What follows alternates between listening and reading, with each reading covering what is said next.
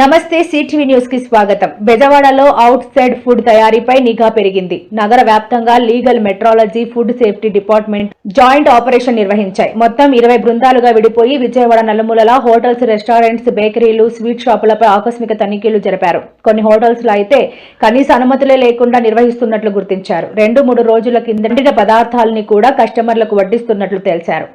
ఆహారాల తయారీలో వాడుతున్న కలర్స్ ఏంటి, మిగతా ఇంగ్రీడియంట్స్ ఏంటి అని ఆరా తీశారు. అధికారులు కాలం చెల్లిన పదార్థాలని సీజ్ చేశారు.